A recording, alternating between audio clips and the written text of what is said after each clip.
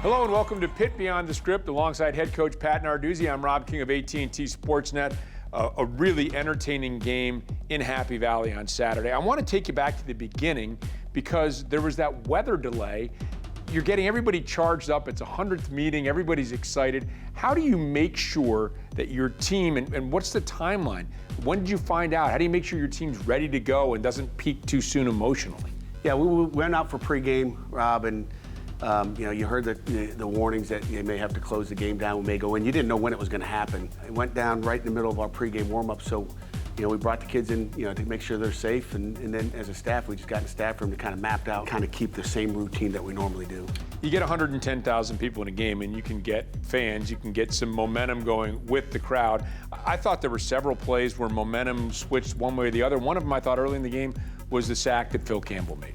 Yeah, Phil Campbell had a heck of a play on that. We wish we would have come up with the football. It would have been even better if we swat that ball away first before we make contact with the quarterback. That was a great play and again, for sure, momentum changer. It could have been even bigger had the ball fallen into our hands. The screen pass to A.J. Davis, what was the call there? What did you see that you liked, and why was that such an effective play? Pickett has to get the ball out quickly. He's got Davis open in the flat, and he squirts between defenders and is still running. A huge gain. Great call because Penn State was blitzing. No, I have no idea. It's Coach Whipple's call. We knew they'd be rushing up the field. I mean, we knew they were aggressive up front. We knew Shakatoni likes to rush the passer more than he likes to play any run, so he ran up the field. They all ran up the field. They were in some type of man coverage where, the Mike linebacker, Cam Brown, had the tailback man-to-man. Jimmy Morrissey was able to block him and get A.J. free. That drive wound up stalling, but then that just brought out one of the guys who I thought was kind of an unsung hero for you guys. Kirk Christodoulou, I thought, had several excellent punts, very good coverage downfield as far as downing the punts deep. He showed a little touch on that. Later, he boomed when that helped flip the field position. What did you think of his game? Kirk played outstanding. His best game as a Panther so far in his short career here. I couldn't be any happier with the way he punted the football. I mean, his pooch punts, his directional stuff was incredible.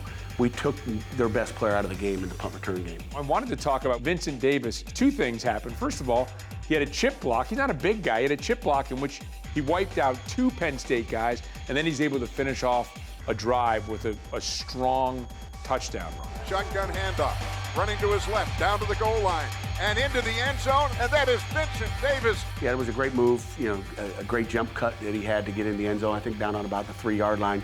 It was another one of those that was a tempo play. We'd gotten down there on kind of a screen and go where Dontavius got us down to the 3, and then we went with tempo and got a good run play, which was always nice to be able to get, and we were able to get Vince in the end zone. Way to bounce it outside by a little jitterbug, Vincent Davis.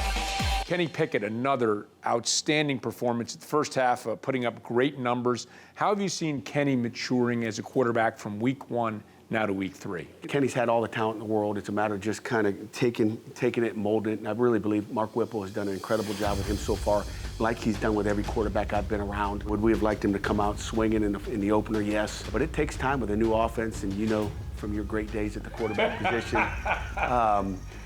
Kenny is, I think further ahead than we really would probably think. I mean, I'm just so proud of him watching him stay in the pocket with his eyes down the field and stepping up and making the throws that he needs to make. That Pickett to Mack connection, 12 receptions for Taysier Mack, that's a pretty good ball game. Obviously really impressed with Taysier. We know he's had that ability. We're now getting the ball out of the hand of the quarterback. He's seeing it better. We hope he has those 12 catches every weekend. Also in the first half, look, everyone's going to make plays. Penn State made a couple big plays. You have to give them credit. But 3 sacks, 6 knockdowns at the quarterback, I believe, in the first half, and 4 tackles for loss. The defense continues to be really impressive. Yeah, I mean, we've played good in spurts. Our first half has been better than our second half at times, and we've got to get more pressure on the quarterback in the second half. And I think, the injury of Weaver and Camp and that rotation of keeping them fresh is not what it would have been or could have been. So we got to continue to develop those young guys to help give us a little second half push.